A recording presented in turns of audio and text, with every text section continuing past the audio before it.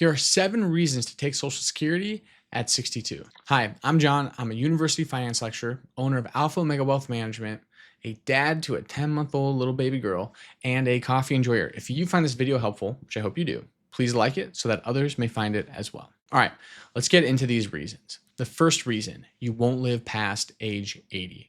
So first and foremost, if you realistically think that you won't make it past 80 years old, you should really consider taking your benefits early. A rule of thumb that I learned is that around age 80 is close to most people's break-even point. This is with Social Security, where the amount of money that you would have made if you would have taken at 62 or waited all the way till 70 is about the same at that specific point. For some people, it may not be age 80. If you're planning for a couple, it gets a little more complicated. I use software with my clients. Here's an example. Their break-even point is 78, but it's still really close to 80, and so it's a good rule of thumb.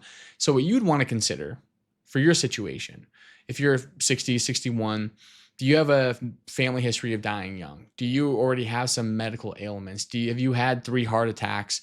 There may be reason then that you should consider taking it early, because you might die before even age 70. And even if you wait till 70, you maybe would not get that many total benefits from Social Security versus if you would have taken it early. There are some other factors to consider with this, such as your insurance situation, medical insurance through work. And if you are working, then you want to be mindful of something called the earnings test, which I talk about right here later in this video.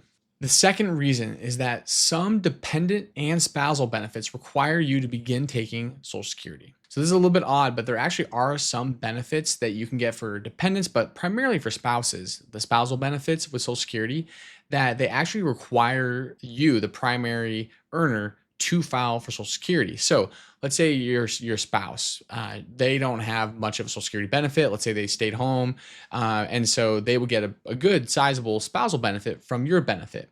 They can't actually take that until you, the primary earner, file for Social Security. So if they're a few years older than you, then maybe you consider taking it early so that your spouse could get a better benefit. Spousal benefits are easily one of the most complicated but important parts of Social Security. I don't have a video on all the details yet, but I will soon. So if you want to be notified about that, smash that subscribe button. It'll probably tell you when I put it out. The third reason, you're ready to retire, have a solid nest egg, and want the cash to do other fun things.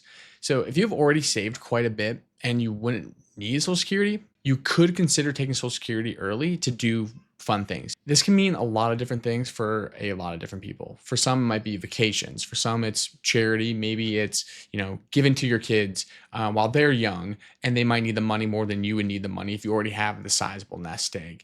Take some time, think about it. If you are married, you and your spouse take many, many times to discuss it. Maybe even take a vacation to go discuss it. It could be a good financial move, to discuss your financial future over some margaritas on the beach. The fourth reason, your spouse has a larger benefit than you. They delay until 70, but you take your benefits knowing that you'll inherit their benefits when they die.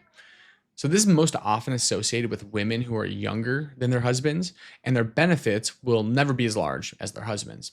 And what they do know is that they'll likely receive their husband's larger benefit when he dies, because we know that most likely the female spouse will outlive her husband. This is called the survivor's benefit.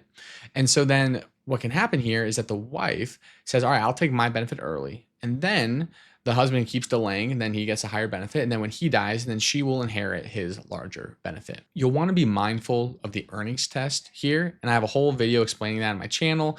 There's probably a link somewhere here on the screen, probably up in the corners. I think that's how YouTube does it.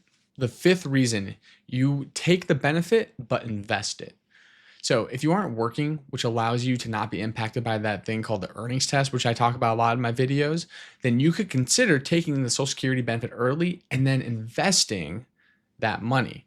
Maybe your goal is you want to beat the 8% delayed retirement credit that you would get otherwise from delaying, or perhaps you simply want to, build up some sort of nest egg to maybe take in a couple years for a big purchase that if you were delaying Social Security, you might be getting this boost to your monthly income later, but you're just not getting that right now. So that could be an option depending on some of the other factors in your future retirement income plan. The sixth reason, you need the money and you can't work. An example of this would be if you have a very physically demanding job. You could argue that maybe by continuing this job that you actually might shorten your lifespan. which would be not good and maybe not worth it then, because if your lifespan is shortened, what's the good of these increased social security benefits if you'll never actually be able to enjoy it?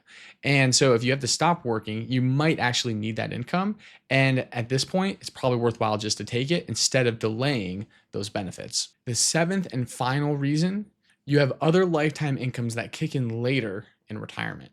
So there are two primary risks in retirement. The first one most people know about. It's simply running out of money. You want to avoid that. But there is a second risk, and that risk is not spending enough to enjoy retirement. I have a few clients like this. They either have a really good pension or there's some sort of future income, such as, let's say, farmland, that comes into play later down the road. They want to retire, but they're worried that their Social Security benefits will be smaller because they're not getting those 8% delayed retirement credits, right?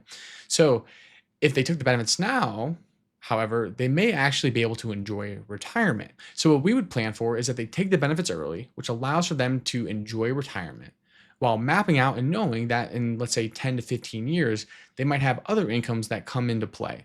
So if taking your benefits allows you to go from just surviving to enjoying retirement and your future financial well-being won't be in jeopardy because of it, you could consider taking Social Security early at 62. Thanks for tuning in. If you have any questions, send them in the comments. I'll get to them, or maybe I'll even make another video on it. Take care. Have a good one.